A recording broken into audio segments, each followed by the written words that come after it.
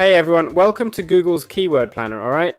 In this tutorial, I'll show you how to use it. Don't worry, it's super easy. First, to access this tool, you have two options. Create a Google Ads campaign, spend $10 to unlock it, then use it freely. Or if I'm not mistaken, if you have a Google AdSense account, I think they provide it or used to give it by default.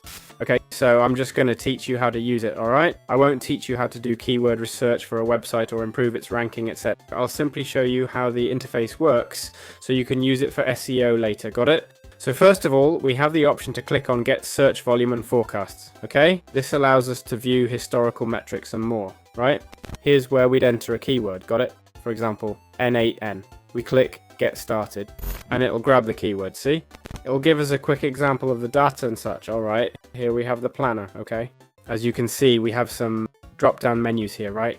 With more info on Data Manager, got it? Audiences and such. I'll just explain the planner so we don't... What we'll actually use and what I recommend is this here, okay? The Discover New Keyword feature. Here, what do? Okay, important, we'll enter what we want to discover, right? For example, let's say we want to research... Well, let's stick with N8N, okay? We type that in, hit enter, got it? We can add keywords, multiple if we want. Let's add make and Zapier for now. We keep adding them. I think you can use a comma. No, just use enter, okay? Important, what's this?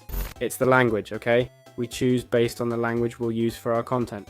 If it's in Spanish, we select Spanish, okay? If we want English, we'll search for English, okay? English keywords often yield higher profits than Spanish ones, okay? So if we've chosen English or Spanish, really important. Do we want local searches? If we picked Spanish, do we want results only from Spain? If so, great. If not, we uncheck it, okay? And we click save. Why? Because if we remove it and save, what we're doing is getting the keyword for all locations, right?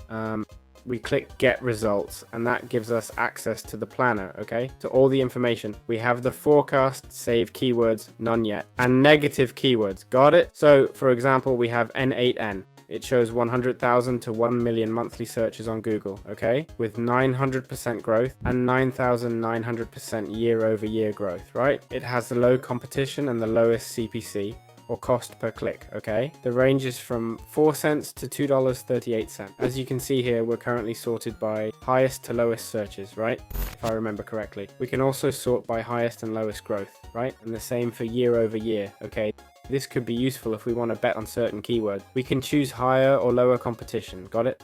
Less competition is generally better. It shows low because 1,000 isn't much, but 100K1M is a big range. To see exact data, we need an active ad campaign, okay?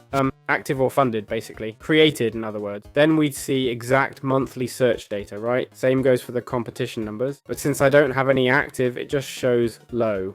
If we want the highest paying, we click here to see them. So what can we do next? Once we have the keywords, we can select them and add to a new group. Create the group and add them there, okay? For example, or if you want to add it to an existing campaign for SEM positioning, that is paid ads, go ahead, okay? If not, just create the group, okay? Test group. And as you see, this drop down lets us add them as negatives, okay? As negative keywords, okay? We had an ad group and so on. We can also add the keywords, okay? Now they're basically just saved, okay? So that's how it works, okay? It's that simple.